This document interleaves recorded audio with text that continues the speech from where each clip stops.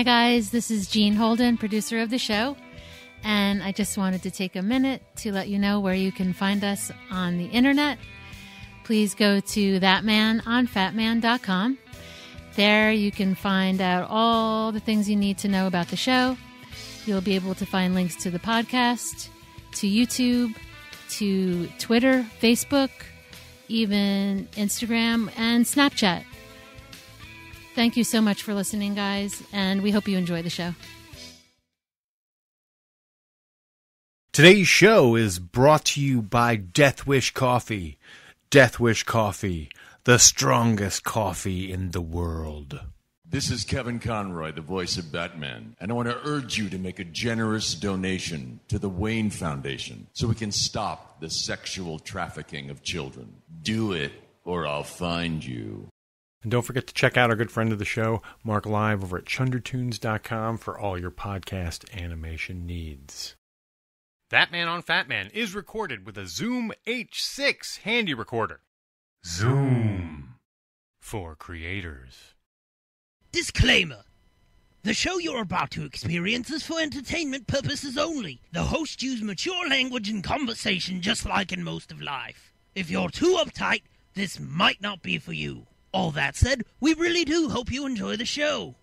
But if you don't enjoy it, expect a nice big shipment of my joyous Joker juice on your doorstep in the very near future. Toodles! Yes, please note that use of all sound effects is done ironically. Ooh-ah. You are listening to ThatMan on Fatman with Scott and Jean Holden, and they, trust me, have a great ass. The second Y is sent in by ThatMan on Fatman. Oh, right on. Scott Holden. Scott Holden, yep. And what does Scott want? Call me Scott because I'm Holden. As the world's biggest Kevin Smith fan, I appreciate the fact that somebody finally made a podcast about that interesting motherfucker. So, yes, you absolutely did the right thing. Okay, what has two thumbs and is a huge fan of Kevin Smith? ThatMan! Scott, who does ThatMan on Fatman podcast. Yeah.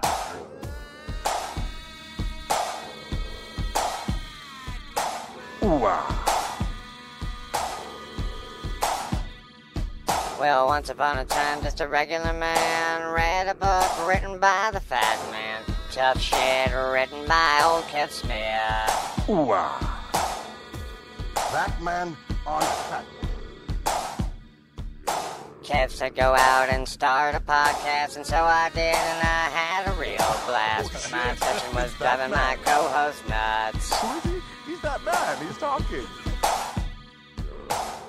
Didn't want to bring the podcast down.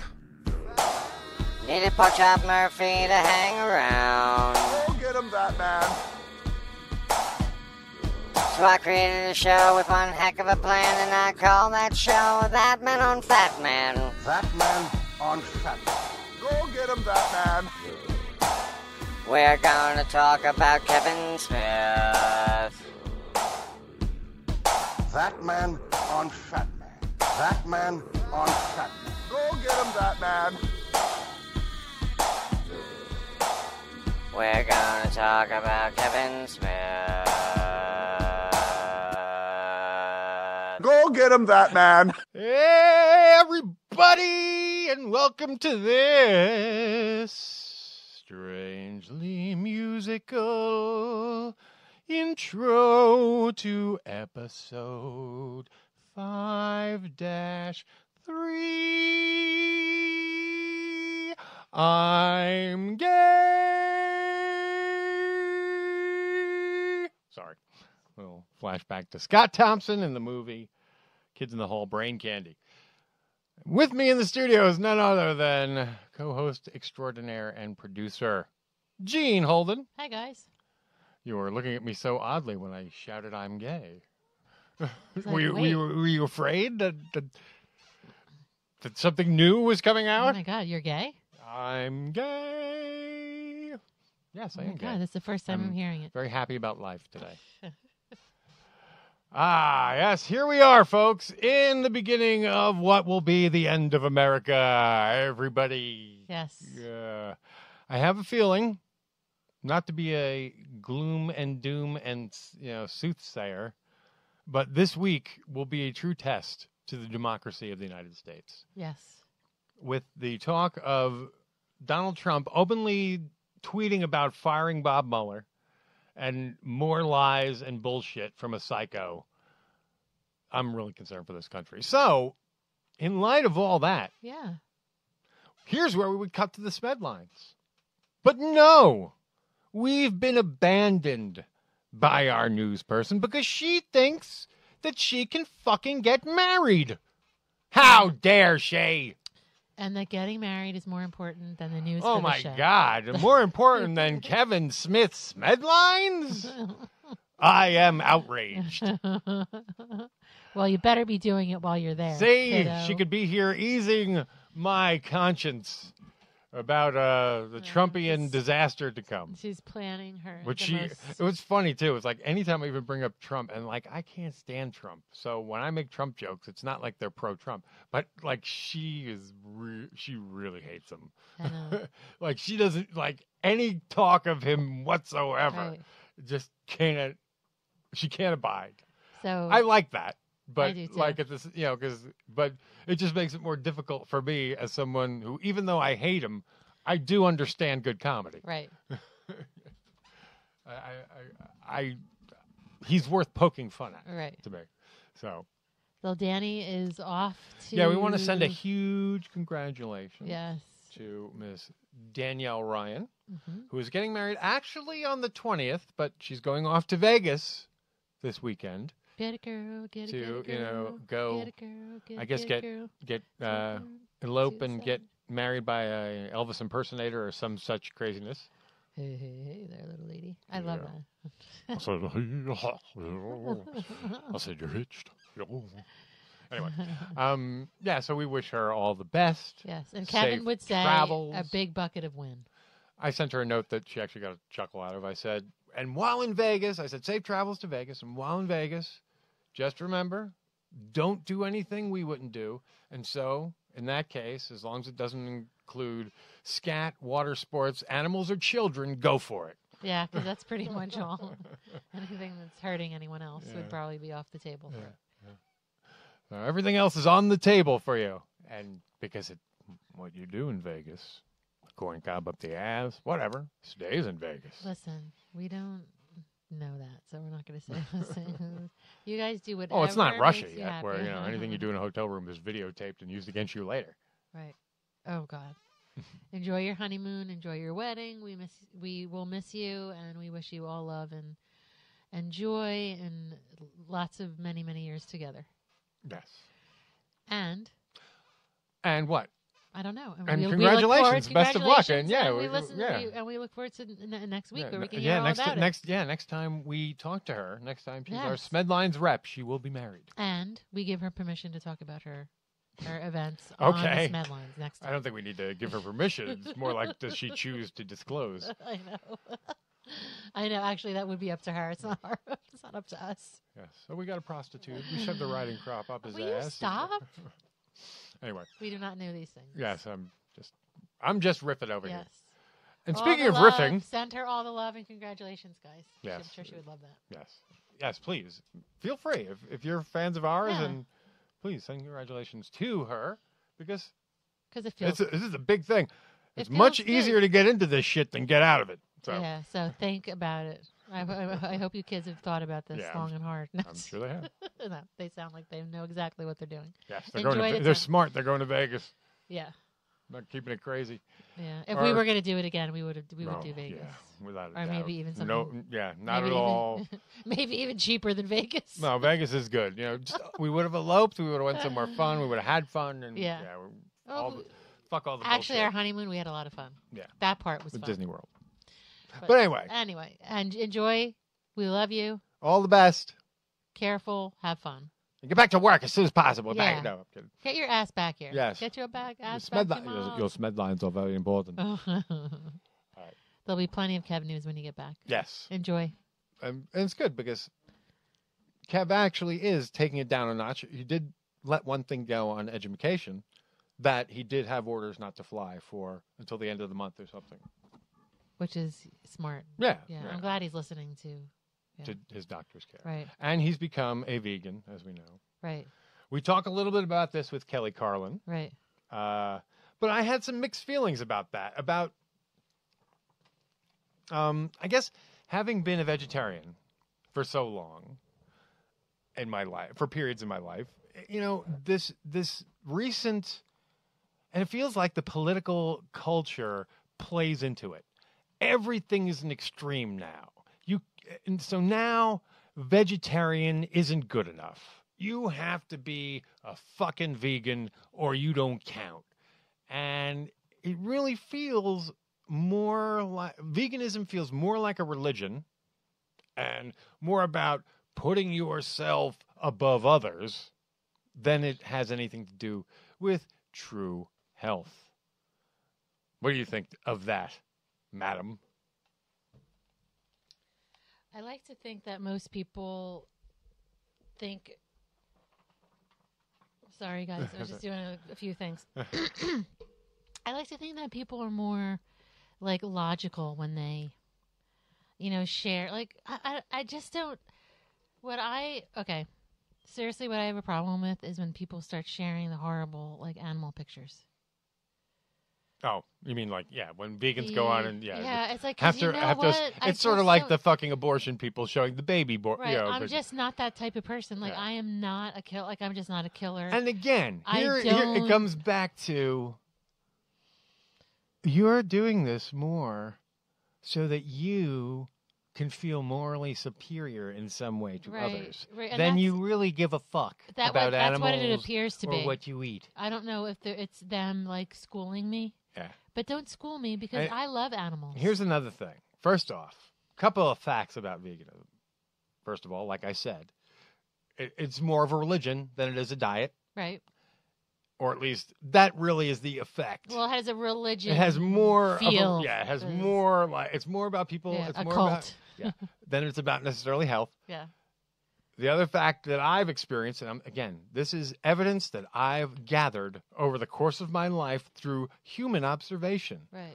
Every vegan I've ever known personally cheats. They've all cheated. I've watched it. I've sat with them. And the whole time they apologized and they asked me not to tell somebody or someone in their life that they had a hamburger or whatever the fuck it was that they were cheating with. Ice cream, so be it. A cheese stick. Yeah, whatever the fuck. Because as Scott Pilgrim laid out, again, it's more about being an asshole, and being that's more okay superior. if you cheat, but don't go on social media the next day that you're at some, the vegan. Well, just stop fucking pushing it on people. Pushing it on other people and making yourself better than other people because you are. Because what's wrong with vegetarian now? There's nothing wrong with it. It's all about reducing harm. Right. So, I mean, I'm not a vegetarian. I don't classify myself that, but I'm probably more vegetarian than most. But I think we're more just vegetarian from what we eat. Like, we're not like... Yeah, exactly. We're not meaning to be. I generally don't go out of my way to eat meat because I don't enjoy it. No. I don't enjoy... And by meat, I mean chicken, too. I mean... But occasionally, I love bacon. I love more of the pork meats in general. I like ham. And I don't think we need to... I don't have them all the time, but I don't think we need to explain why we like it. I don't think we need to feel guilty. Again, but that part, I don't know. It's about being sensible. I don't like that. You, human beings, would not have a brain capable of choosing to be a vegan had you not been had the whole entire species not been omnivorous. Right. And some vegans There's more than enough science to prove that. Some vegans say that they don't do it to make you feel guilty, but they really do. And the other, saying that we've all heard, someone can't make you feel guilty. They can't make you feel guilty, but they sure can make you feel bad about eating a fucking hamburger when it's only a fucking hamburger. I'm not like... Not anymore. Yeah. No vegan can make me feel any which way. Yeah.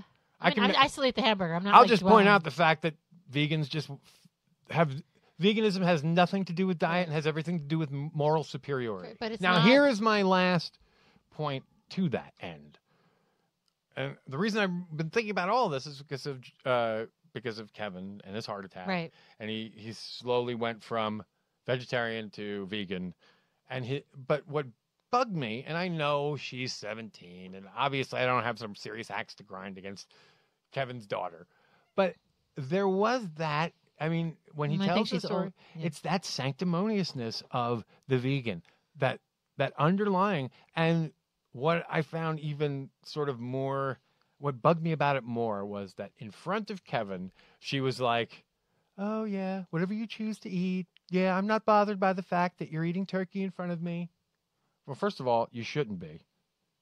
You know, why what Kevin eats doesn't make her shit, first off. Okay. So for her to be offended that someone is eating something that she doesn't eat, that right there bugs me at the because that is the fundamental problem. That, you know, it's like she's pretending that it doesn't bother her, but it does. But why?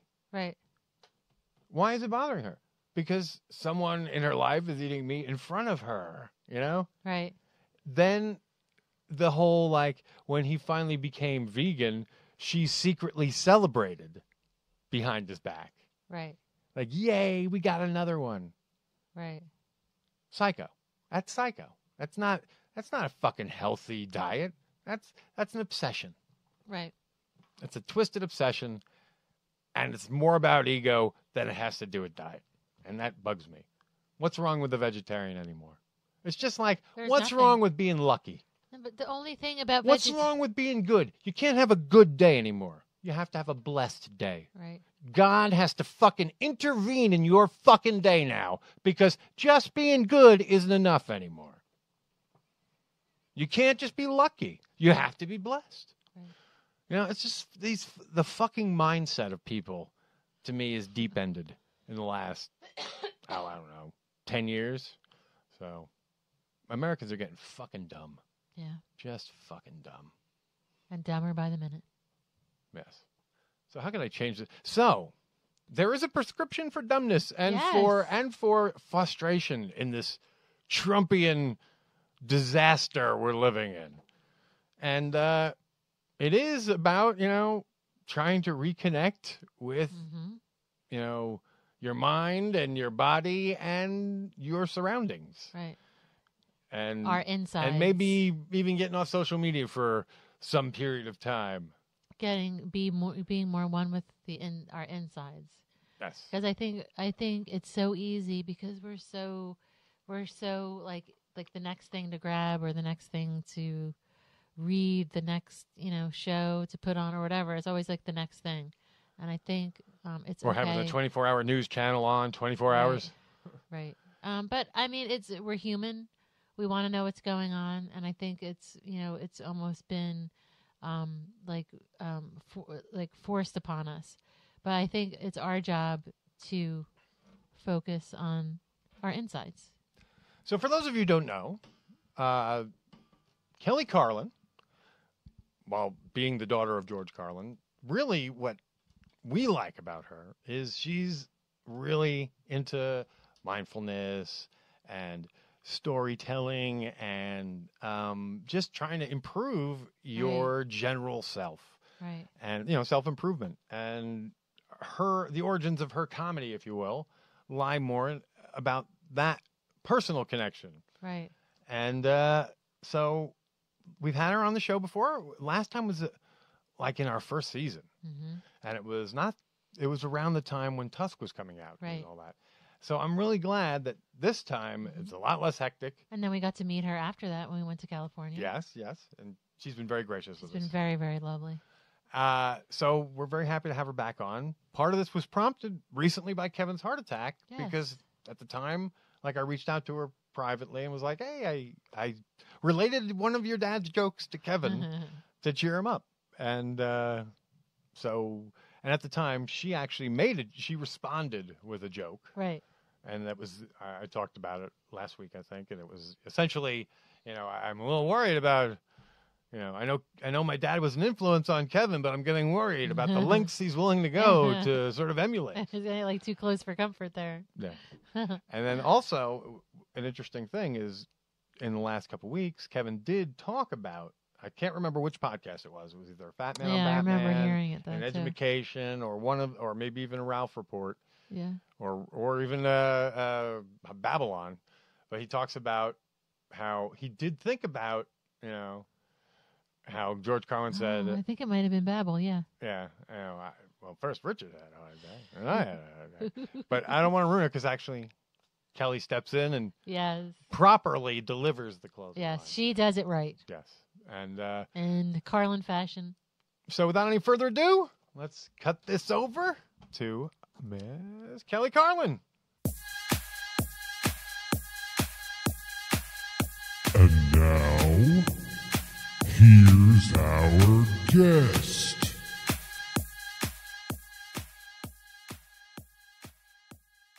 All right, at this time, I'm so happy to finally welcome back to the show a guest who really needs no introduction. No, I'm kidding. Someone, a writer, a Buddhist teacher, I guess we could call you, or a teacher of spiritual lessons. Yeah, actually, God, the word just flew out of my mind. Mindfulness. Mindfulness. Yes, thank you. Mm-hmm. My mindfulness just went gaga. You have none. But welcome back to the show, Kelly Carlin. Yay! We're your own little cheering squad back here. I wasn't ready with the crowd noise yet. Oh, we don't need that. We're better than that. Welcome back to the show, ma'am. Thank you, guys. Thanks for having me. It's weird. What actually kind of like reminded us to get back with you was kind of a negative thing is the fact that Kevin had a heart attack recently. Yeah. And like crazy. I reached out to you because I had contacted him and essentially used one of your dad's jokes to cheer him up. And as it turns out, he was on another podcast. I can't remember whose it was. It might have been Ralph's or it might have been Education. But he talked about, while being in the hospital bed, remembering George's bit about, I had a heart attack, then Richard burned himself up, so I had another heart attack. So I said, fuck that. Yes. I'm having another heart attack. Exactly. And then to cap it all off, I so get that attitude. When I chatted with you, you actually, how people go LOL, but you did make me laugh out loud by going, I'm getting a little, I know Kevin was a big fan of my dad, but I am getting a little concerned about, how crazy the lengths he's willing to go.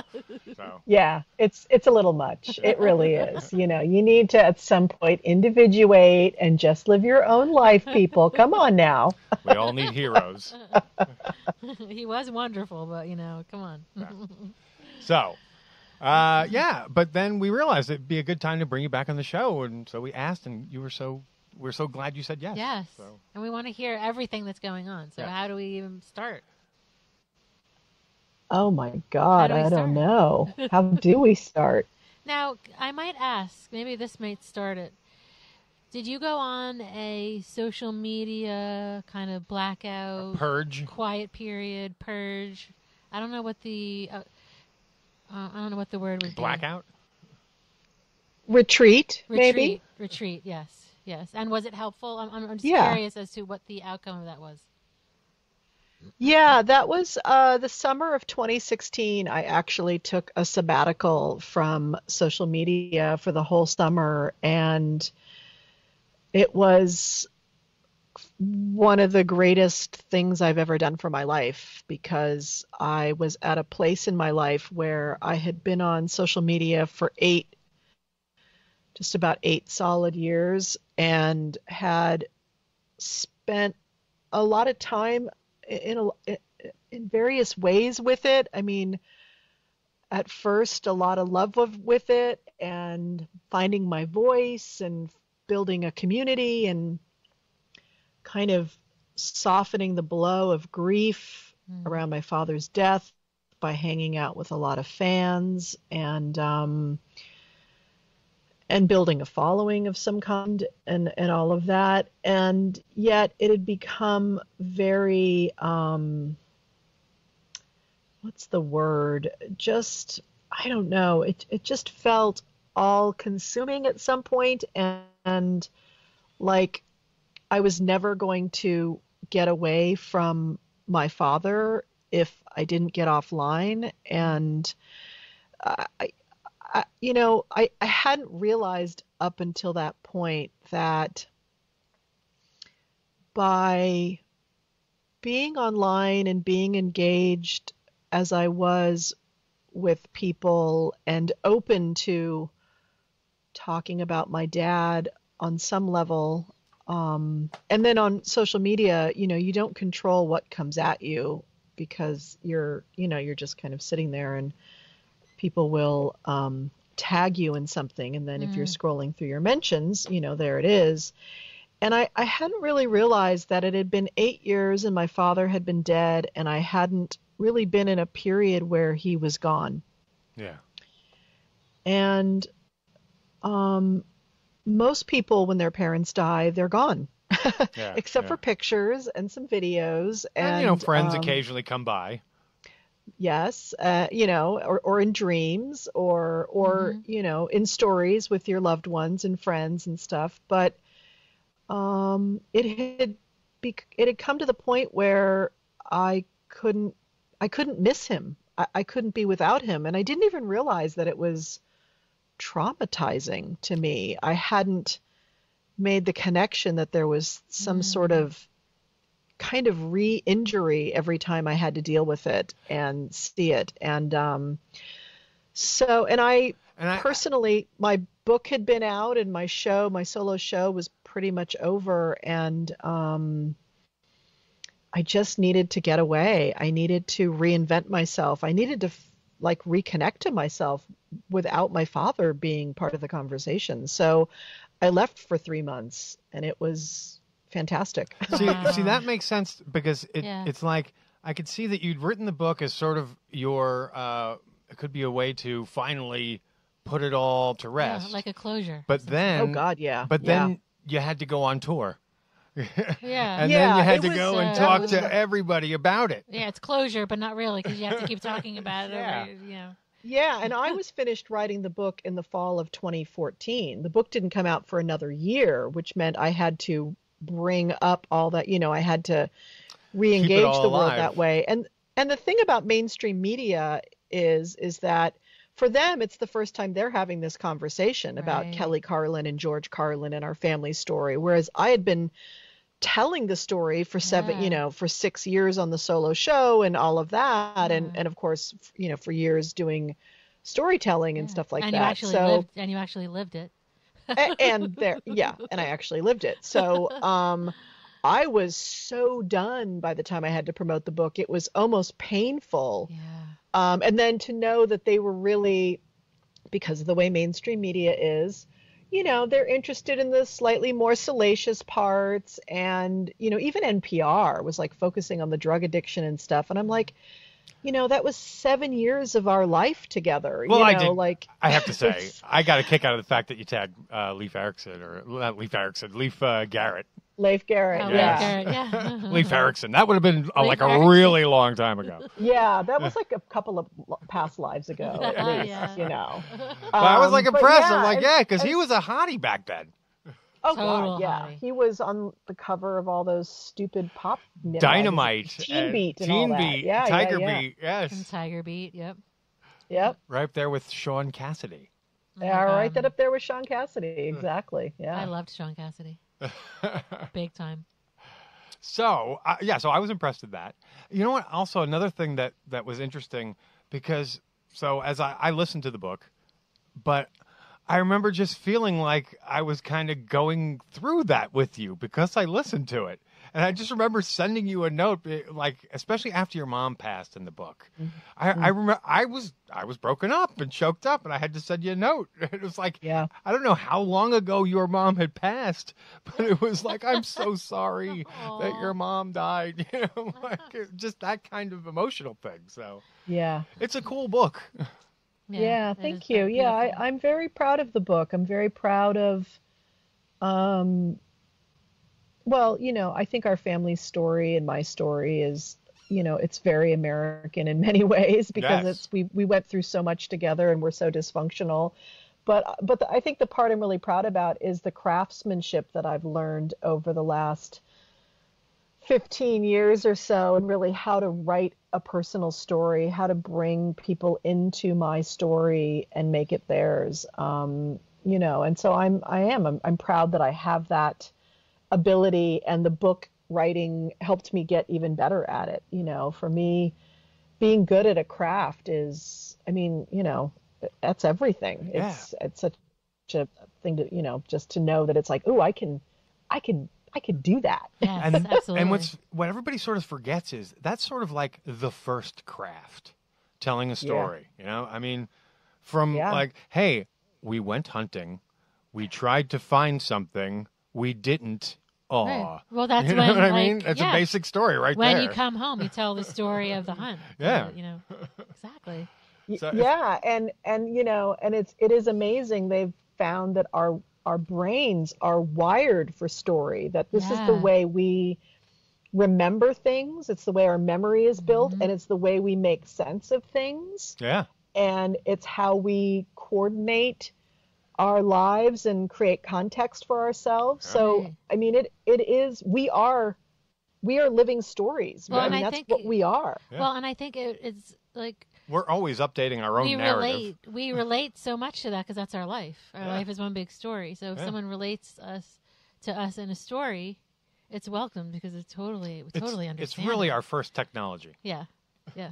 Yeah, it really is. And the cool thing about it too is that whether you're telling like fiction or nonfiction or anything really, all of us are trying to insert ourselves into the story in some way. Like whoever is the protagonist in a story, we automatically kind of throw ourselves into those shoes, and there's like some part of our brain that's always calculating, would I do it like that? If that had happened, was that the choice I would make? Or is there another choice? It's like we're trying on situations and contexts for survival. Absolutely. It's kind of fascinating. But in a good story, like say Die Hard, you even, try and identify with the bad guy. He's a great bad guy too. That's what makes you want to identify with him. Right. Yeah.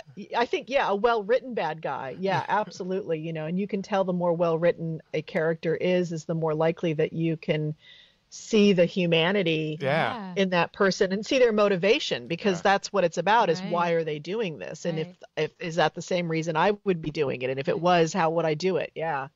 Marvel shows are throwing out a lot I of was bad just going to guys say, it's like in Punisher, the bad guy in Punisher. I love him so much, and I feel for him, and he's so cute, but he's such a bad guy, and I'm like, oh, no. I know, it's not hard. It kills me, because I know, and I'm like, you're so good, but you're so bad, but you're so good, and I end it, you're so good, because I don't end it on the so bad, because I know he's not.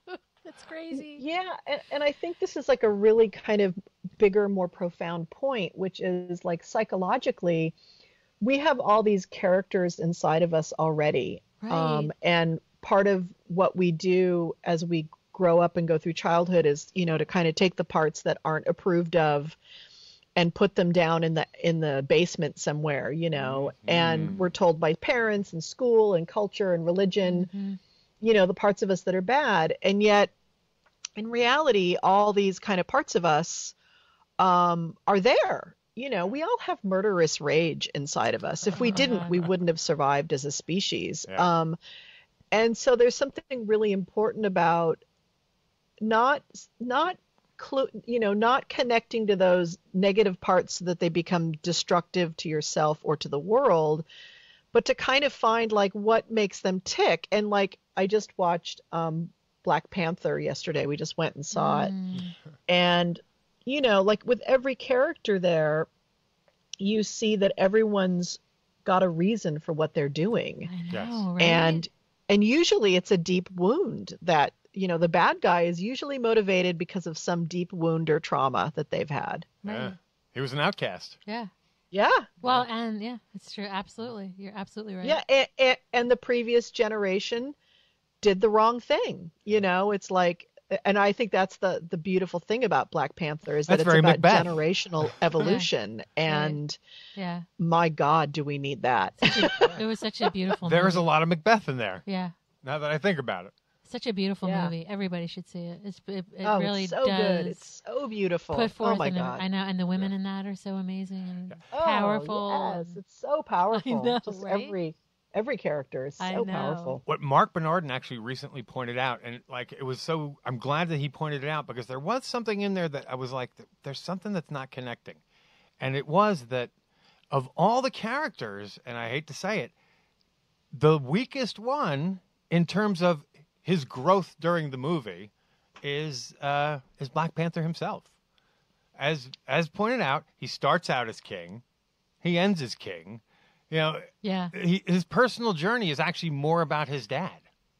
Yeah. Yeah, but so just because his outsides are still king, it doesn't Right. mean his insides are the same. I mean, I think there's a lot of inner transformation that he does because he, if you know, at the beginning, he's buying into his father's version of how the world should be, Right. which is that we shouldn't share this stuff and we need to protect our own stuff. And Right. by the end, spoiler alert, that changes. Well, And, because all along, what his idea was, he wanted to help everyone Yes, with yes. what they have. We should be using it to help people. right. And so that's a big individuation process, Right. is to let go of your parents' version Right. of who you think you're supposed to be and the rules as they're supposed to be, willing to evolve them into something new. And that's all of our jobs as an adult, is to let go of the parts of our parents' rules and worldview that no longer fit in the world we live in Right. anymore. They no longer apply. Yeah,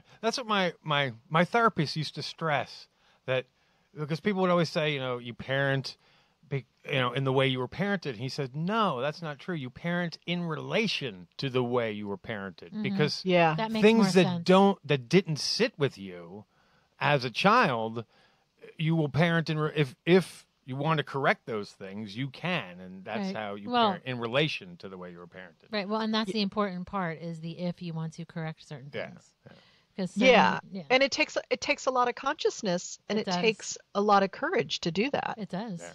It does. I've had to Yeah. do it myself. I'm an example of that. Being a mom, I've had Yeah. to catch myself, and I don't always do it, but I think just attempting to and wanting to is the first step. So I think anyone that's trying to do that, I commend you, because it's not easy. The first step is all it takes, though. So no, I mean, I know it- it's it really sounds- awareness is the real it's- first step. Like, well, wow, look, yeah, that you- just True. came out of my mouth. You're right. I it caught is. it. Yeah, you're right. It is. Wow, that's even cooler.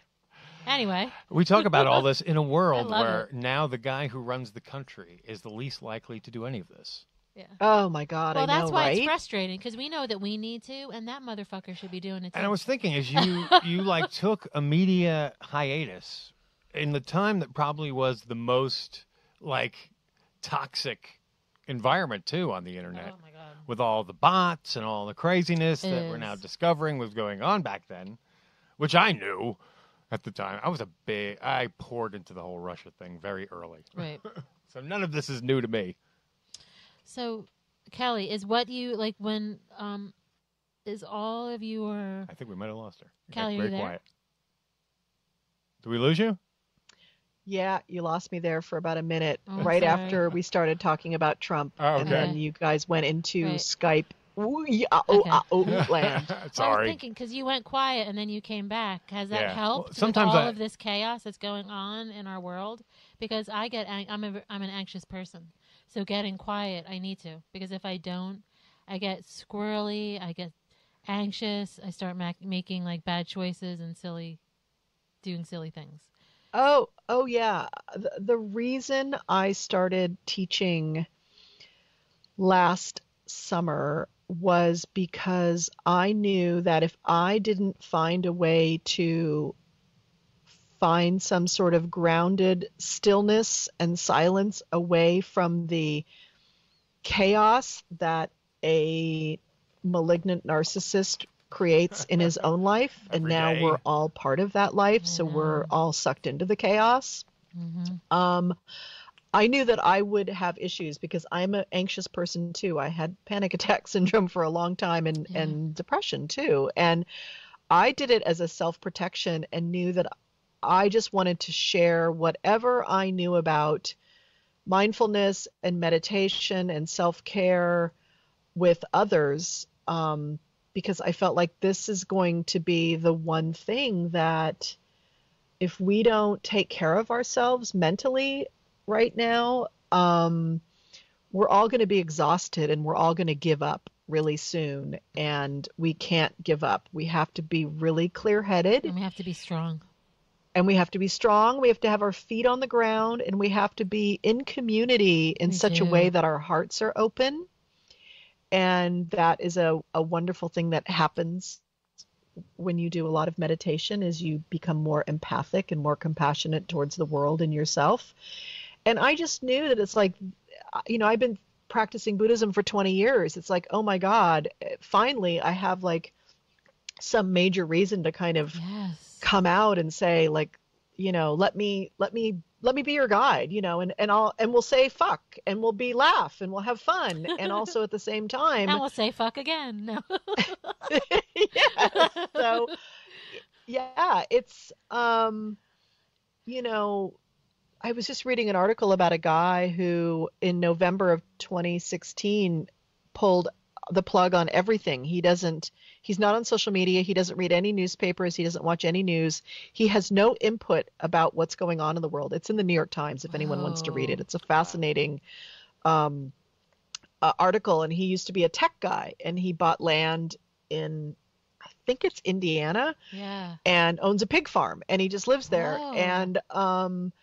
And it's like, I don't know if I could go to that extreme because I feel like I want to be thinking that too. But at the same time, if you just read a newspaper every day, you'd probably be okay. You'd be informed enough. Oh, it's funny you say that, because I've kind of like, all right, I went the other way from you in 2016. I went to, all right, I feel like there's an enemy, and if I don't do something, nobody will.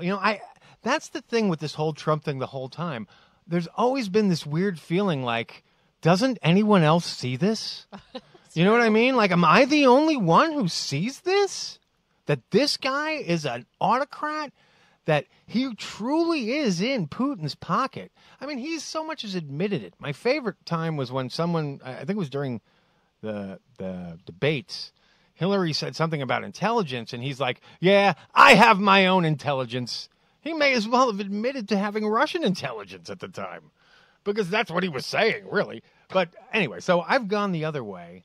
At points, I have to say, it's driven me nuts. And I hear you. I mean, I'm naturally a fixer. It's the role I took on in my family, and so I feel like I have to fix things. And right after, the day he was elected, I went into a 3-day tailspin about, like, a real panic about how am I going to fix this? I totally get it. And the reality is I personally myself can't fix anything. All I can do is stay informed, vote, and hook up in community with other people who are watching, and to let our representatives know right now. That's all we have right now. We're still a democracy. We're still a republic. Although, and so I had to put a Post-it up in my kitchen that said, let things be broken. Yeah. Because I couldn't be the fixer. Yeah. And it put me into such a mental state of panic that I was going to get sick from it. And I refused to let Donald Trump make me sick. And part of that is actually a tactic of an authoritarian. And, what do you call it? A plutocrat, what do you call it? What's the word I'm looking for?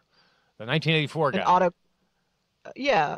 Well, the reality is that, whether he is an autocrat who really wants to run the country that way, I don't know. The reality is that is who his personality is, because he's a malignant narcissist. Yes. And now he has the power of the government, and he has a bunch of foolish ideas about how the world works. And, the reality is that malignant narcissists make chaos everywhere they go. They thrive on it. And because they have absolutely no ability to empathize with anyone outside of themselves. They can't, their brain just does not structure the that only way. The Usually opposite. the only way they feel good is to make others hurt. See, now that's where the anxiousness for me comes in, because I am the total opposite of that. Now, I think most people I know are. That's why it's horrifying. Yeah. Because he is the total because opposite kind you're of human being. empathic. You care. Yes. I almost to a fault. And that's why, like, over the course of the past year and a half or whatever it's been, like, I have learned ways to find some balance. For instance, like you said read a paper. Well, I've decided that I watch the news in the morning, and then I don't watch, and then I turn it off at a certain point, and then I watch Rachel Maddow at 9. And that's my news delivery system. Right. Because if I put it on all day, I'm feeding it to his bullshit. Ugh, it's horrible. Yeah, and I mean, nobody should be watching the news all day, even in a time of. It's right. Even when it's love. fine. I mean, there's just too many other unless you're a journalist or something, you know, it's just. Again, it goes back to this feeling of, is anyone else watching? Is anyone keeping an eye on this motherfucker? If I don't, no one will. Yeah. Yeah. And so the reality is that they are, and you're not. It's not your job to save the world. And you get to actually just be a person too and do your work, because that's really, really important too right now, that we all do our work here and take care of what needs to get done in the world. You know, it may not be a large one, but I have a bit of a voice. So I feel that, part of my responsibility is using that voice whenever possible. Absolutely. So, and I do that. Yeah, I agree. But I also know that, like, the mainstream media's job is to create fear in people, even Rachel Maddow, whether she does it consciously or unconsciously, mainstream media's job is to create fear so that people will watch the news. So, I've been watching Vice at night, which is just headlines, or the PBS NewsHour, which is just headlines too, and then some sort of deep story. And you can get the same information without all of the hysteria. Yeah. That's true. That is true. If you read it, generally, that'll give you a good tone. Right. I'll give it to Rachel. Agreed. She's like less hysterical than other people. Yeah, she's very here are the facts underlying what I'm saying. Yeah, and she's corny funny, which I like. Yeah. No, I love Rachel, but she has alarmist periods too. Yes. And she's doing a good job of what she does, but her hour is very much about it could give you a panic attack watching it every day. Absolutely, you're right. Well, of late, in truth, I think we're about to hit the most scariest time, because with the latest tweets from idiot fucking about, it sounds like if he's not just throwing out the Mueller, I'm going to fire Mueller just as a red herring so we don't look at Stormy Daniels or some other truth about him, or it is the fact that the Mueller he finally feels like there's no one here to stop me anymore. There are no more adults in the fucking White House, so I can just fire Mueller and have at it. Well, there were. They're just not anymore. They're gone. So we're about to hit the most dangerous period. Here's the other thing, too. They're talking about, like, Trump just not going if subpoenaed. Yeah, the rule of law is definitely being challenged right now. And this is a historical moment in this country. And will there be enough Republicans who are in Congress and the Senate, and in the House and the Senate, who will stand up for the rule of law? And this is going to be the moment. I mean, it's going to be a huge constitutional crisis. And what will the people do about it? How do we mobilize as a people? It's going to get very serious, I feel, in the next month or so. And it's terrifying. And yet here we are. So, what's funny is I think we're all sort of being bamboozled too, because, and I keep talking about this now I'm trying to put this out there on social media, but I call it the Trump base myth. There has never been a more inflated amount of people than this so-called Trump base. They keep saying it's 30%. I say horse shit to that, because, first of all, the dude didn't win the popular vote. I truly believe, based on what I know of technology, I have a 12-year career in technology, that if you have software on a machine, it can be hacked. I believe that those machines were absolutely hacked to get a result. That's why you steal voter rolls, so that when you set your code up to go down a list of things, it knows whose votes it's going to choose to change. Very simple. And then you just make it change just enough to win. Just flip enough votes to win. It's a pretty simple code. And they themselves have said they haven't looked to see that it's been done. So how do they know that it didn't happen? Anyway, so you could tell that I've been following this thing very clearly for a very long time. And we are fucked. We have a Russian puppet in fucking charge. And we've never had that before. Yeah, it's frightening. Sorry. Yeah, we all need to take a break from social media, like Kelly. Forget social media. I mean, what are you going to do? You can't avoid it anymore. I know. We're in a very scary week this week. We just need to be centered in ourselves. I think the whole purpose of all of this is to get us scared, to get us unsure, to get us fighting, to get us all worried and scared and crying and everything. And spiritually goes right out the window. Exactly. So we're not centered, because if you're not centered, you're not able to take care of yourself. And if you're not taking care of yourself, you're letting them win. Do you agree with that, Kelly? 100%. And, if you're not staying clear about who you are and what you want to be, and you're letting fear motivate you and emotions, try not to things are going to get bad quickly. And the reality is that we have a lot more in common than we have differences in this country. And even if the base of the Republican Party is 30%. That's the reality. And the base of the Democratic Party is 30% too. It's all the people in the middle that, so that leaves 70 to 75% of the population pretty much in agreement of things about, law and order and stuff like that. I mean, you look at the polls, and over 60% of people believe that there's, that Russia interfered, that, Trump's full of shit, all this kind of stuff. So the reality is that, if these Republicans want to be reelected in the fall, the ones who are up, they're going to need to step up and be Americans and stop being Republicans. And, that's the thing too, is we have to decide what it means to be an American again, and on the left and the right.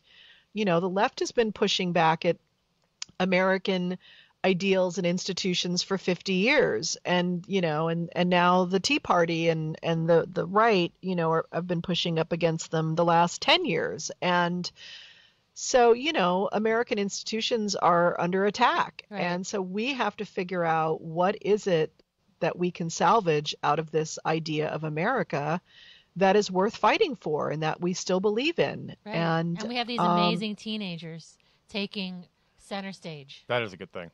It's incredible. It's They're beautiful. Amazing. Don't they make you? I swear they make my heart so big. And I feel like I want to hug them all. It's suddenly the issue swung almost overnight, which is what we needed on that. They're amazing. These kids are just wow. I'm so proud. They make you proud. It's very different when the victims start going, wait, why do we need assault rifles? Yeah. Yeah, it's the it's the one voice that we hadn't heard in all of this. So it's okay for us to die for your right to bear arms. Yeah, wait a minute. No, this is not okay. Something's wrong with this equation here. Our teens are allowed to die for someone else's right to bear arms. Well, that's the thing. They're not shutting up either. They're getting louder. Yeah. They're getting louder and louder, which is, it's just... Yeah, I think, at every single one of these levels, we are questioning, how do we want to move forward with all of this? Right. Freedom of speech too in this country. It's a huge issue right now. Right. Hey, but here's the problem. It feels, as you're saying, like 75% of the people, but we all feel separated from each other for some reason. You know what I mean? It's still, like, despite that, it feels like this idiot has some sort of sway, unfair advantage. It's only because we are taking the media's word for who we are. Right. When you go out and talk to your neighbors and talk to your friends and go out into your community, people talk a very different way about all this kind of stuff. They're more nuanced. They're more able to talk about the gray areas of issues, unless there's some sort of ideologue. But for the most part, most people are much more interested in a nuanced conversation about everything. Yeah. It's true. You're absolutely right. All right, we want to take a moment to talk about Death Wish Coffee. That's right. Ladies and gentlemen, do yourself a favor and get over to deathwishcoffee.com. And there you can buy the strongest coffee known to man without a prescription. The world's strongest coffee ever. Yes, as proudly displayed on my wife's sweatshirt over there. Yes, on my body, yes. On my mug, yes, on it's my on my K-cups. Yes, and you'll know them by their telling sign of the skull and crossbones that tells so you good. Exactly what you're in for. It's that used to be the international symbol for poison, but now it is the symbol for good damn coffee. It's awesome. Without milk, with milk, you don't really need it because it's strong. But it's not bitter? Not bitter. So you don't even need milk. You don't even need sugar, but you can add it if you'd like. It's just really, really the perfect, strongest, most awesome coffee. Become a junkie of Death Wish. DeathWishCoffee.com. Thank you very much. Enjoy it. And be sure to get 10% off your order at www.deathwishcoffee.com when you use the code ThatMan. That's one word, conjunctified, all caps.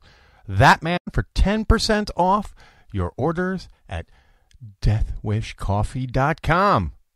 I want to take this time to mention to you www.audibletrial.com/ThatManOnFatman. That's right, www.audibletrial.com/ThatManOnFatman. That's one word, conjunctified.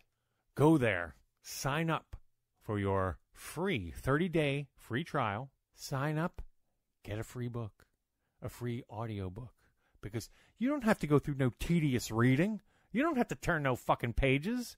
You don't have to do any of that bullshit. You get in your car, you put on your headphones, and you are listening to a book. You're taking a magical journey into a fictitious land. You're expanding your mind, all when you're stuck in traffic. Fucking amazing. Audiobooks. These are the wave of the future. And you can get in for free for 30 days. A free trial. And when you get your free trial, you can download a copy of Tough Shit by our Savior, Kevin Smith. That's right. Our Lord and Savior, Kevin Smith, has left words for us to follow in our lives. And we can get it for free just by signing up to audibletrial.com/ThatManOnFatman. That's right. audibletrial.com/ThatManOnFatman. Thank you. Please sign up. You'll be very happy you did. Maybe we should back it down to a slightly less crazy issue, but still fun and still kind of controversial. Not really, but... What? So recently, Kevin has changed up his diet. Originally saying he was vegetarian, but eventually, like over the last couple weeks, making the swing towards... and I say it with air quotes, vegan. So he didn't go right to vegan? No, he started with he had a transition period where he was eating dairy. I like cheese too much. But okay, now here's the point where I think it's a little weird. There seems to be a thing, and maybe it's because of politics in general right now that everybody's kind of getting crazy. But it seems like being a vegetarian isn't even good enough anymore. Yeah. Now you have to be a vegan. You have to be vegan or... And I worked in a health food store for many years as in my 20s. And I did too. I always found that veganism, I always compared it more to religion. It always seemed like vegans were they were more interested in being one up on you. Right. Than actually being more healthy. Right. But talking about Kevin, though, he's doing it more for his health. Agreed. For sure. But then there's that little thing with his daughter where she was like being really nice to him about, not being a vegan to him, but then behind his back being like, I can't believe he eats turkey in front of me. Well, that kind of also, shit. like almost like a teenager. I So know. she doesn't even know Yes, how to. I get it. But she's not different than any other vegan I know in their 40s. Right. But I think this whole thing is good for his health. Kelly, are you a vegan or a vegetarian or what? Did we lose you anywhere? What are your ideas about this? Is she there? But you're Skype. Yeah, I mean, I live in LA, so veganism is a religion out here. Very much. I think it's a religion in general. Are you vegan, Kelly? No, I eat everything. You're an omnivore. You're an omnivore. Yeah, Me too. I think it has to do with the fact that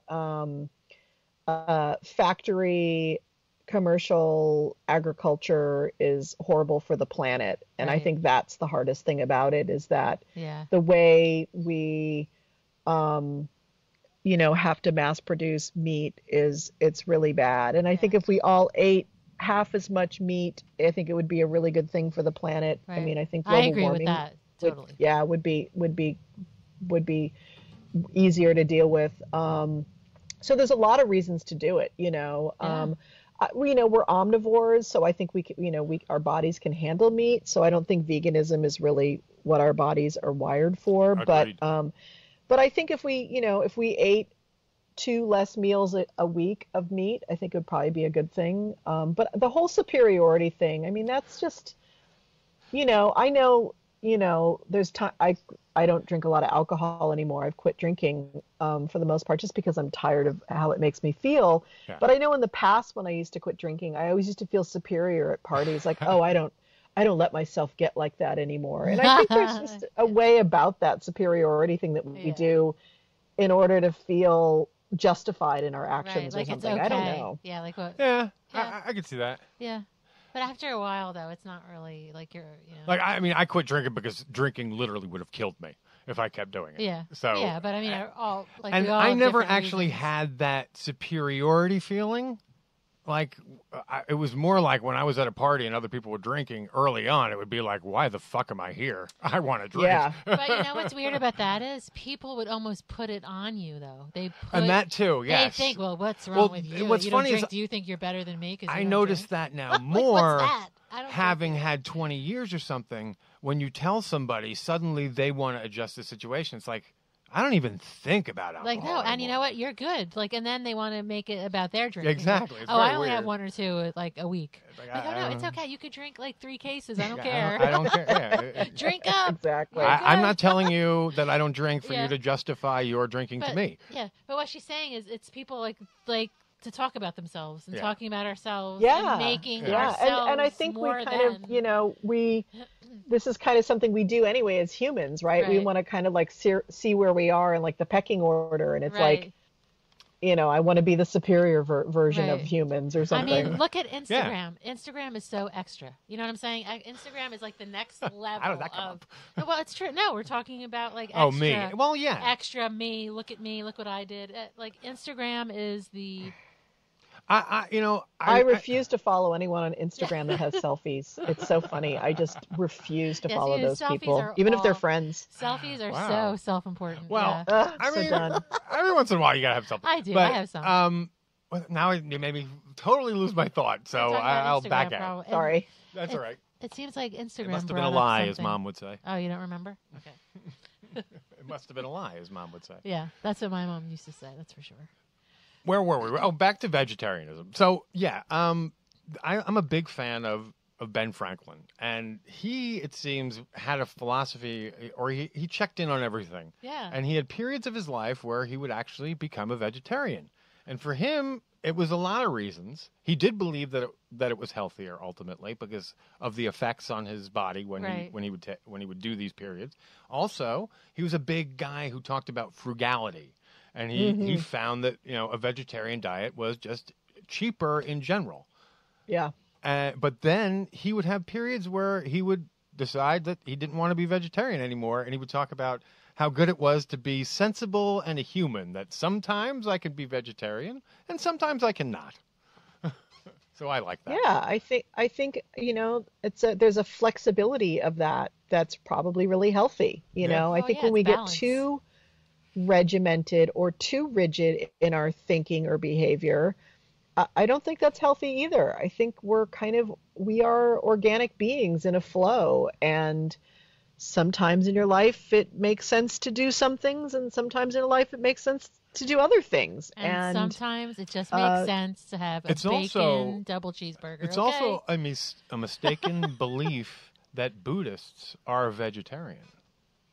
Buddhists, yeah, I mean, are they? not all are, and I think most of the it? monks and nuns are, because for them it's about alleviating suffering. Yeah. And but you're also taught that whatever meal you eat, you're supposed to thank all of the beings and hands that it took to bring the meal to you. So if that includes animals, then you thank the animal for giving their life. Now, if you are begging and you are given food, right, you don't go, oh, I don't eat fucking meat. Right. Sorry. Yeah.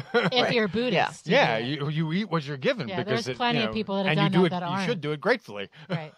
Now you're talking about because Buddhists, the suffering part means that the animal suffered because of your food. Well, that could be a choice that a Buddhist could make, that they see that ultimately eating meat is their well, the animal did suffering suffer. cycle. The animal did suffer, Yeah, and also at the same time, trying to eat meat that involves the least amount of suffering for animals.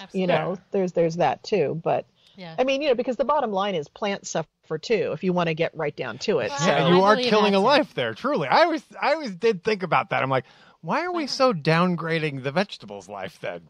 Yeah, they're certainly not as sentient as an animal is, but they still are like heliotropic, and they still have some sort of teleological sense of unfolding in a life and all of that, So, you're selling out the minute you wake up in the morning. That's the reality. That's really true. It's about, trying. It's about your intention. And awareness and compassion for it, and being completely responsible for it, and honoring that at every moment I have a footprint in the world, and and it's not about being guilty or feeling bad or feeling like, that I'm not a good human. It's just about acknowledging that, I have an imprint in the world, and taking responsibility for it. Absolutely. So nowadays, it seems like mindfulness is where you want to focus your energy. Am I right there? Yeah, I've actually trying to figure out what my next step is. I mean, it's something I'm doing because I know how to do it and know how to teach it. And it's been a lovely thing. And having these communities on Sundays via Zoom is really a wonderful thing. But I'm just trying to figure out what my next move is. I've been a storyteller, and I had a 15-year dream come true by doing my solo show and having a memoir published. And I'm circling back now to some areas in my life before my dad died that I was focused on, and actually one of them is about American ideals and being an American, and what does it mean to live the American dream, and what are these ideals that we have in this country, and the Age of Enlightenment and the importance of this stuff. I like that. Especially because I know your perspective. Yeah. So I'm gonna probably do in a couple of different modalities, conversations and some investigation about this stuff. So creating maybe a YouTube channel and maybe a Patreon page and some other things, and trying to figure out, how to have this conversation in a way that's not political necessarily, but is psychological and spiritual and, sociological and historical, and philosophical.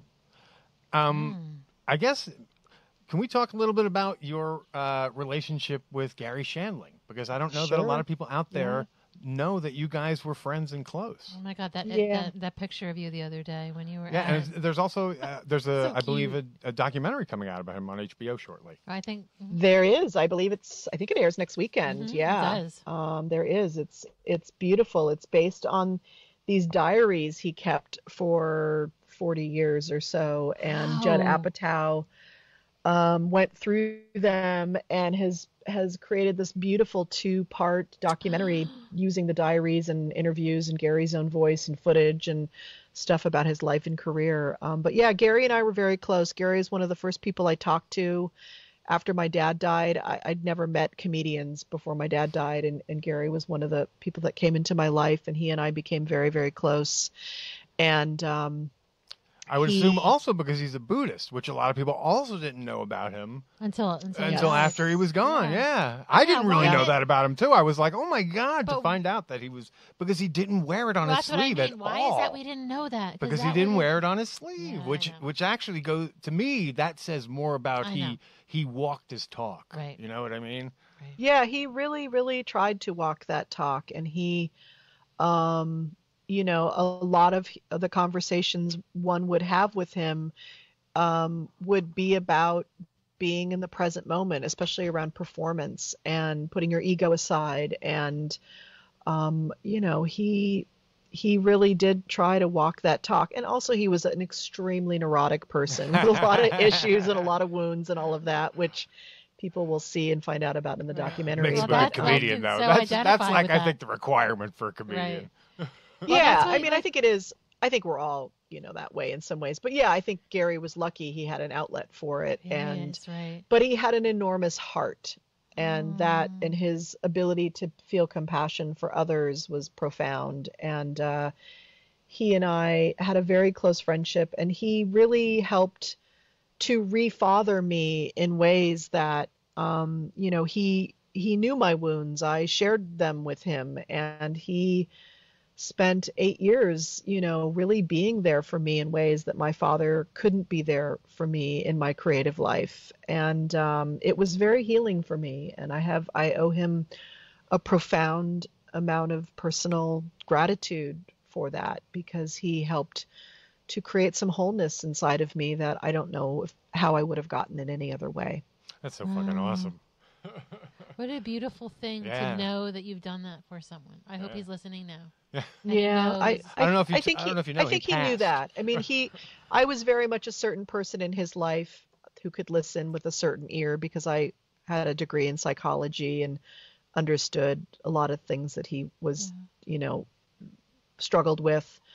So we had these kind of equal lunches where I would dump all my stuff out for 45 minutes, and then the tables would be turned and he'd dump all of his stuff out. So, but you leave like so light after that, and it's just dumped there.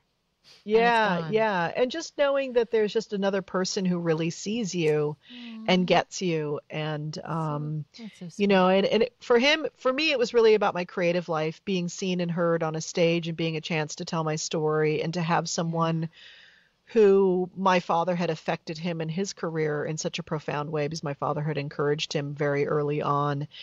And so for him to be there for me, to be able to encourage me, and to see my working through my own pain and my own human family issues in performance, it was a really important ally to have for me. That's awesome. Yeah.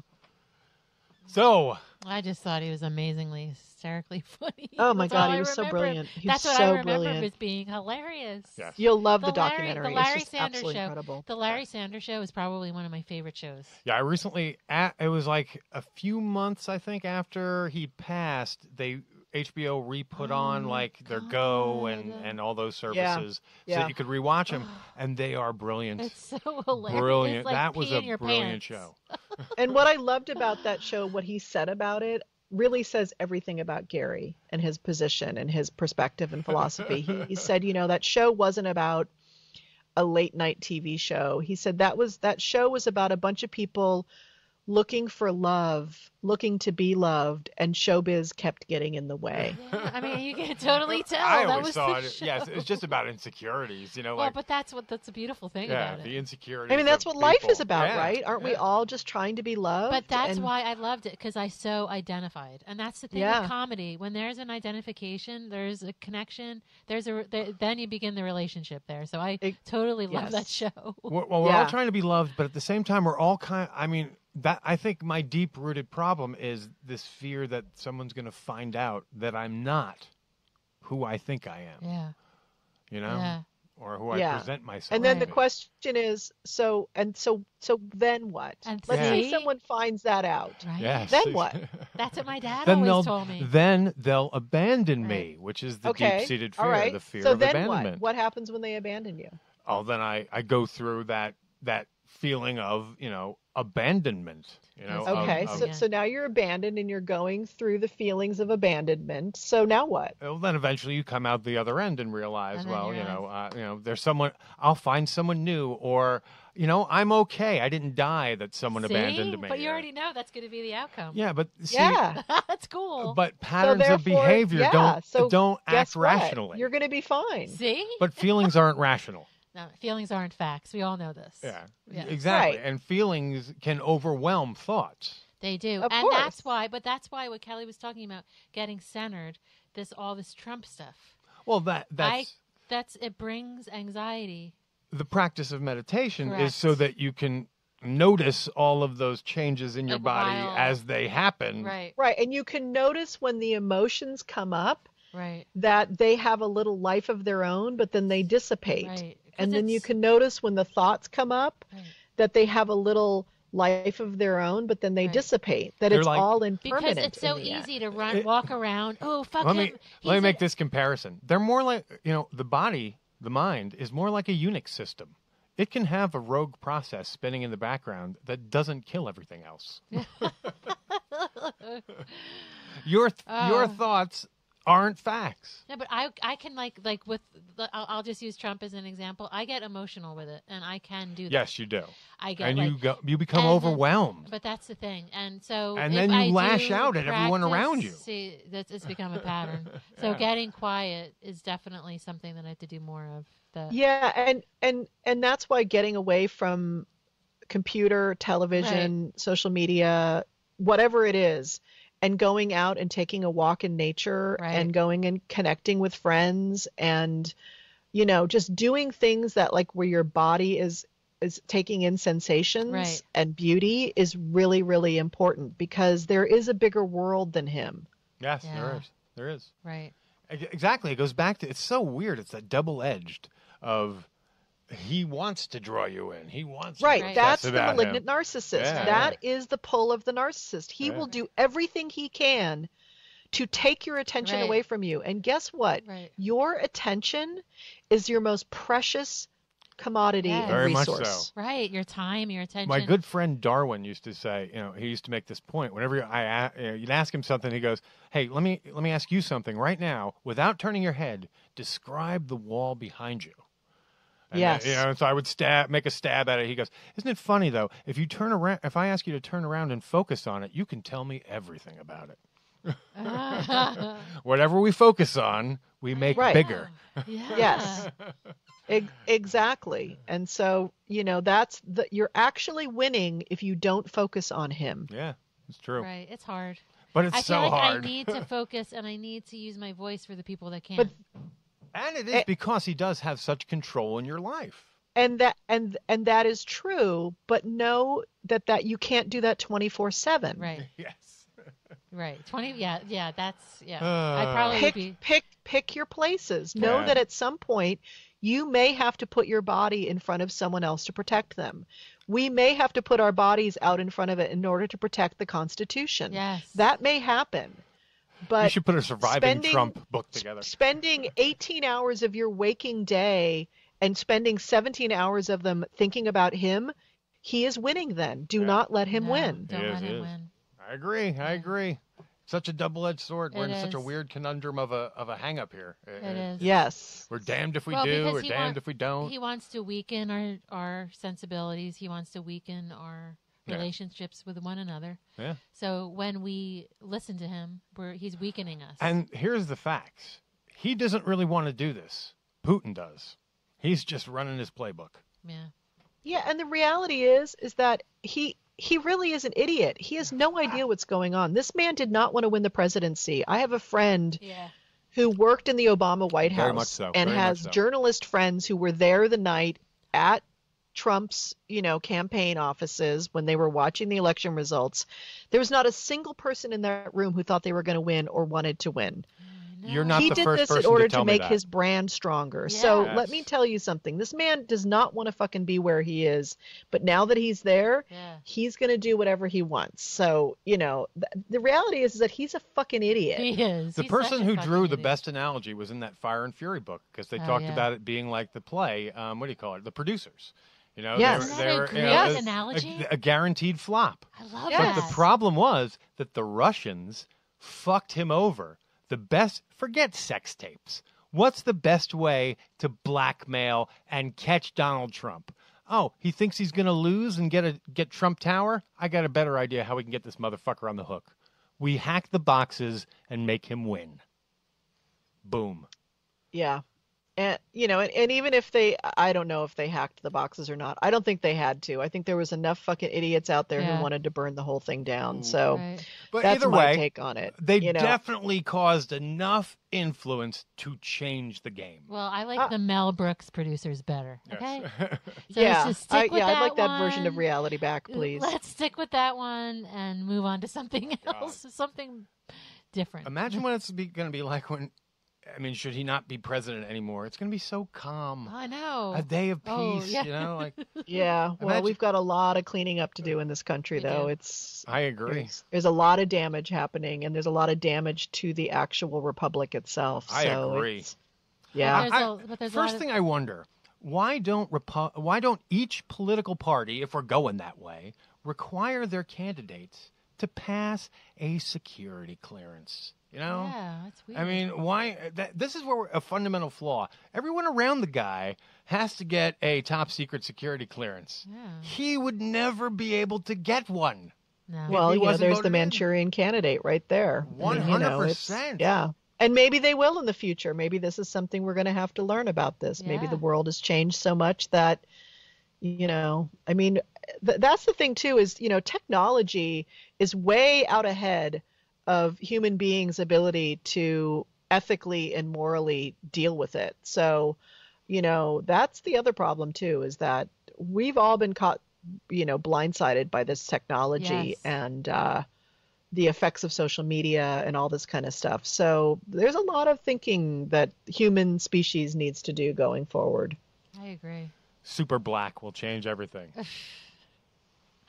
I don't know what that is. It's carbon fiber. I It's don't carbon either. fiber technology.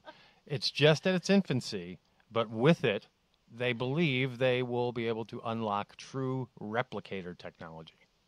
Ah. Because it works. It's sort of like Look, if we're not morally ready for fucking Twitter, I don't know how the Super fuck black? we're going to be Well, morally well, ready for this shit. What they're talking about is it's essentially 3D printing at an atomic level. That sounds so amazing. So you can make Yeah. like a human ear. Oh wait, I thought we were going back to coal and Yes. there's more other things. Yes. There's other things to deal with, like coal and steel. Okay. Maybe we can 3D replicate coal so we can go back to I was coal. going to say, but yeah, We there can you go. 3D There's replicate the look Flintstones. where our leader is, and look where like the Chinese are, AI I and know. shit like that. Well, yeah. China and Asia are going to be the leaders in the 21st century. And Scary. America's going to need to fucking figure out and get their shit together We need because we're we opting aren't the out leaders with anymore. morons. Right. So. All right. Well, So Kelly is in like her new, like she's going to be going into a whole new world, yes. starting something new, and I bet you Yeah. it's going to have to And do also, with. I'm starting another series of mindfulness classes Yes. April 1st. I If was gonna anyone say. So listening. this is something that we can help like within ourselves during this time. Yeah, you may Is- want to focus on mindfulness in the age of Trump. I mean, you'd have a hit. But it is almost. I mean, it still is. Well, and and here's the caveat: it's a Carlin teaching it, people, so it's entertaining. Trust Of me. course. But this is the thing. Like, people need to work from the inside out with this. They can't be like yelling at the TV and getting upset. People and then- are. Or you this is- can, but you can. you'll be more mindful about it. Yes. Yeah. So I want to hear. I want to hear about your classes and what you're doing. And Yeah, where where can the folks out there find you and get Yeah. your stuff? And what do your classes entail? So it's 10 weeks, not in a row because I have to take 1 week off because I'm teaching something else. But it's April 1st through some part of June. It's every Sunday. It's live every Sunday at 10 a.m. Pacific time for 90 minutes. It's recorded every week. Half the people show up live. About half the people just listen to the recordings. It's 10 different topics each week. We do 20 minutes of meditation together, all of us online together at the beginning of the class. And then I talk for a little bit while, and we do some journal prompts. So we dig deeply into our own lives, and I bring up, there's a chat and people chat, and I bring up people live sometimes, and I do live coaching. Every week is different. Whatever I'm kind of in the mood for, we talk about. It's always something that you can take away something for the whole week. It's kind of like church for people like us who don't go to church. And it's a sense of like sacred space for 90 minutes on a Sunday. So it's really kind of beautiful that way. The community is smart and funny and lovely. And it's really affordable. It's less than $10 per week. It's that kind of money. And it's really great. And I get a lot of joy teaching it. People get a lot of joy and a lot of motivation and a lot of sense of groundedness and centeredness and this is 90 for their minutes. Entire week out of it. It's really, really fun. Well, I think you've already got a student because someone's pointing at herself I'm over like here. pointing at myself come, over here. Come, absolutely. And so you just go to my website, kellycarlin.com, go to the teaching tab, and you'll see the full explanation of the class, and there's a register button there. And I would love to have you. Oh my God, that would be so much fun to have you along. I'd love it. Well, you'll have to do that then. Yes. You show up. Okay, so you're going to register after this. Yes. This show actually goes out tonight too, so everyone will hear all that, and then you'll have to commit. I will commit. Come on over. Well, It'd be it's an fun. hour It'd be and a really half. fun to have you. It's an hour and a half for yourself. Yes. Even if you don't do any other meditation the rest of the week or anything else, at least you've got 90 minutes a week where you have unplugged and reconnected to yourself. Yes, and connected with Kelly Carlin. With Kelly Carlin, absolutely. A great voice in the mindfulness world. Thank you so much. Now, is there anything else you'd like to share before we leave it? No, I'm just, I'm starting my YouTube stuff with this American Ideal stuff, and don't quite know how I'm going to unpack it yet, but stay tuned. And of course, follow me on Twitter, Kelly_Carlin. I'm probably going to leave Facebook soon because I'm just disgusted by it all. I saw that. I wasn't sure if you were off yet but or Twitter not. and Instagram, I'm on both of those places, so come find me. Now, why Facebook is the one you're leaving in particular? Is it part of it because of the election shit and the bots and all that, or is it just because it isn't? It's all of that. I don't trust those people anymore. I think they're very unethical, and plus I just hate it. I just hate it over there. I don't find any connection anymore. And I've stayed away from it for almost 2 years. I go on to promote stuff, but I don't even want to. I feel like I'm being untrue to myself if I go there and promote stuff because, the people on my public page are basically fans of my dad's, and they're not interested in my work now. Yeah. And my friends I miss, and I like catching up with them there, but I just don't trust Facebook. I mean, now there's a whole nother article out today about the Cambridge Analytica stuff, and it's just a nightmare. Oh my God. Yep. Well, I mean, I feel like the guy who I feel like Cassandra, because at the time I was shouting about this shit. I know, right? And nobody listened. No one was listening. No one was listening to me. No one was listening to you. That's all right. It's so true too. And here, we've had friendships end over this. It's such a weird thing. It's a weird period. Right. The only thing that ever comes back to me has been that Chinese curse. May you live in interesting times. Right. God, I hear you. Oh my God. See, but maybe the relationships need to go. Like, I don't know. I just don't. I don't need this much mental health workout. No, I don't think any of us do. Yeah. But we're getting it. But I do think we need to meditate with Kelly. Yes. Big time. Come meditate with me. I will care for your souls. And the website they can find that again is? kellycarlin.com/teaching. There you go. And there will be a YouTube channel. And will you come on and promote it when it comes? Sure. Yeah. When I'm up and rolling with it. Excellent. and I know what I'm doing, I'd love to come talk about it more. Okay, cool. Awesome. Wonderful. Thank you guys. Thank you for joining the show. Thank you guys. Thanks, Kelly.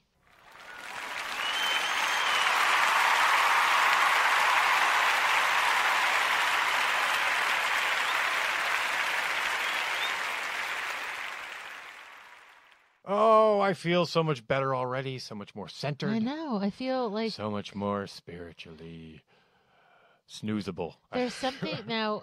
I've had the pleasure of meeting Kelly. Now, of course, I haven't known her very long. She's been on the show. We met her. She's been on it again. There's she gives off a sense of okayness that I love. Yeah, you just feel like okay, like you're coming into her space and it's okay. She's very accepting. She's so accepting. And I think in this world right now that we are in, there's so many, and I don't mean it the way it's going to sound, walls going up, that people don't have that feeling, that they don't know that feeling of, okay, you're okay over here. You can come over here and you're going to be safe. You're safe over here. Something that I always remember that her mom collected, I think it was her mom, or maybe been her. No, it wasn't George. It was definitely her mom. Yeah. And what they were like tiki dolls. Do you remember these? And they were sort of an amalgamation of a Western faith and a Native faith. Yeah. Were they like masks or something? Yeah. And that very much sort of reminds me of Kelly. Right. Because she's sort of like a bridge between Western and Eastern and of two kinds of philosophies and states of mind. Right. That still work together. Yeah. And I always remember that. And I always remember like, wow, that's such a neat metaphor for her. Right. And what a unique collection that her mom had. Yeah. Yeah, it was cool. We have some footage of it. If this documentary ever does finish, and I know, you'll see some. We're not going to drag this out, but like just being like having been spent time with her, the connection between the family, like just knowing George from the comedy and then being welcomed into their home and seeing the relationships is very lovely, and it's a very personal experience. And how she shared with us today about her relationships is how she invites people into her life, because she's very giving of herself. She's very giving of herself. Yes. And we want to thank her for being on the show. And check out all her links and all that good stuff, kellycarlin.com. And go to kellycarlin.com. One thing I want to touch on before we cut out, because I forgot about to mention it, but for folks who listen to the show, a little cool news I can share with you. And again, I can only share limited bits because I have signed an NDA. But anyone who knows the show knows that a good friend of ours is Mr. Michael Joseph Consulamagno. And we've had him on a lot, and he talks a lot about what he does during the day.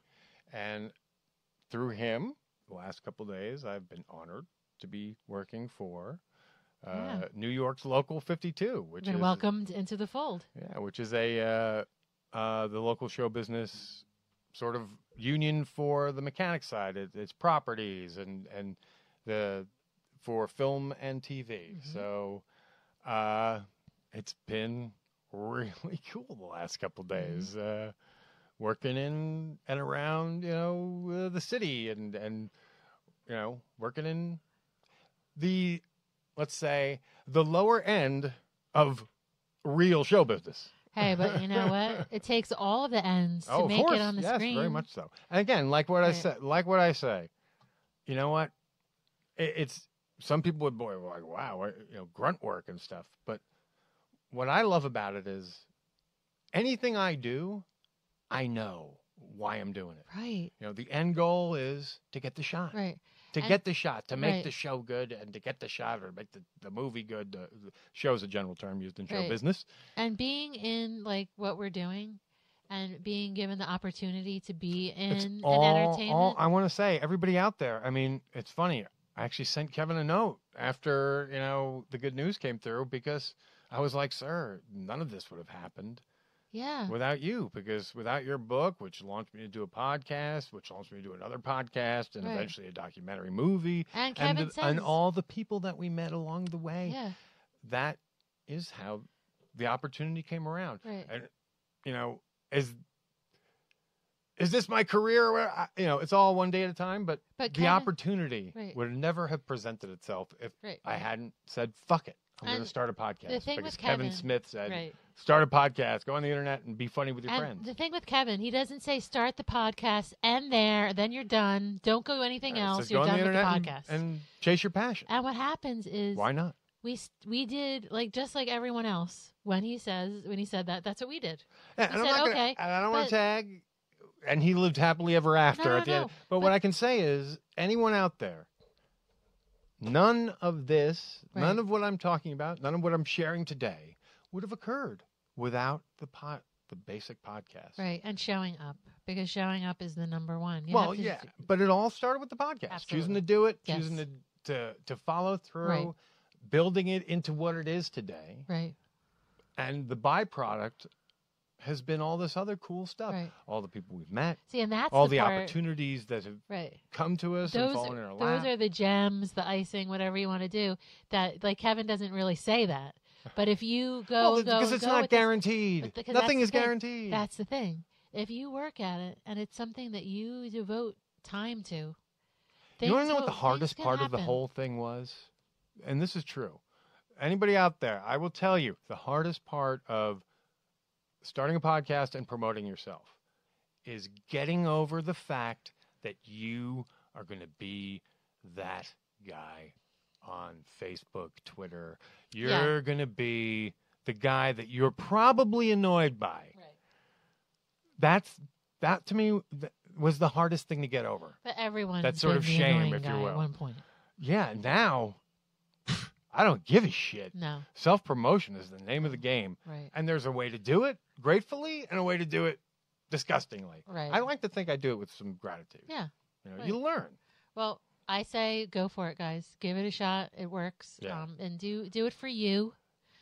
Again, not a happily ever after situation, but it's such a cool situation that I can only trace. I can trace it directly out of the podcast. Right, and getting out of your box, doing something. And even more directly, Kevin's book, Tough Shit. Right. So, it's possible to start something new, try something new. And so just give it a shot. If you're thinking about it, just give it a shot. Yeah. And what's the worst that could happen? Seriously. Yeah. You're going to be okay no matter what. So just, you may as well just try it. Again, sorry I can't disclose details or anything, but I'm sure imaginations are flying, and I would encourage you to do that. Yeah, imagination. Because I will say this, it's really fucking cool. Figure it out.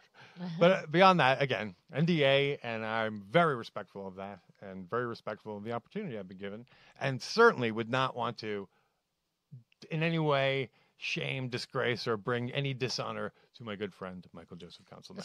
So, seriously. I know.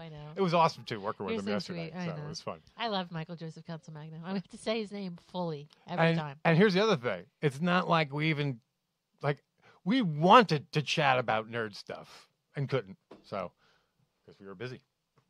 Right. All right, on that note, I will say to you all, it's been great being here this week. I've been enjoying season 5. Yeah.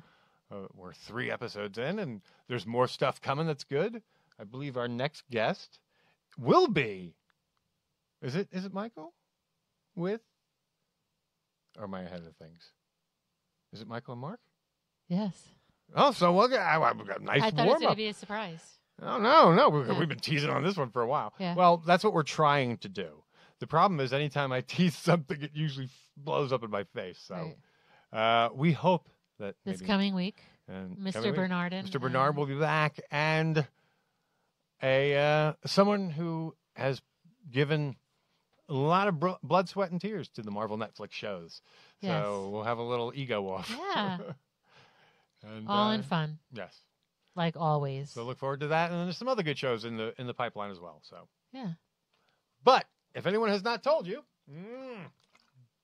dry mouth today. If anyone's not told you yet today that you're smart and good, we would like to let you know that you are smart and good, as is Kelly Carlin, but not Donald Trump. He's never. Sorry I even brought it up. But until next week, you're smart and good. Bye, guys. We'll see you. Bye-bye. Bye-bye now. Bye-bye. Bye-bye. Oh, you know what? I didn't get to do any of this stuff this week. It's almost disappointing I didn't get to at least play one. Let's try that again. Yeah. Yeah. You got it. And, of course, can't go wrong with that. Ooh-ah. See you next week, folks. Take care of yourselves. That's called a stall because I can't find my themes because I move them because I'm a dimrod. Yeah. Boom. Bye, folks.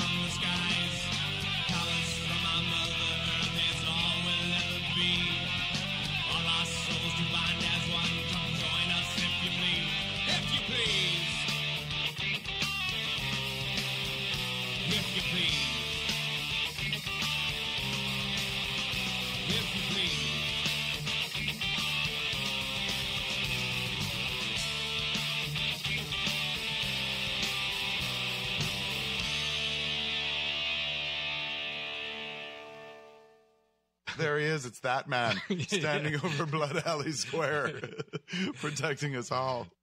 Go get him, that man.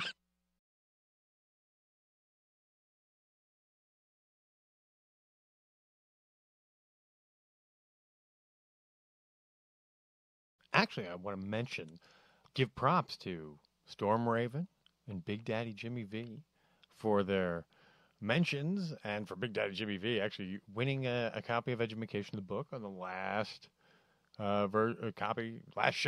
podcast episode. God, I can't fucking talk. Of Edumacation with Andy McElfresh and Kevin Smith. If you haven't checked it out, you should check it out. It's a good show. And also check out his book. And say hi to Big Daddy Jimmy V and to Storm Raven for those shout-outs. And also, thank you to Afterburn for their continuing support. And, of course, our buddy Midnight Smoke. There you go. So if you actually stayed tuned and heard these special shout-outs, congrats to you. If you did, and they don't know it, let these people know that they have special shout-outs at the end of the show. Go get him, that man.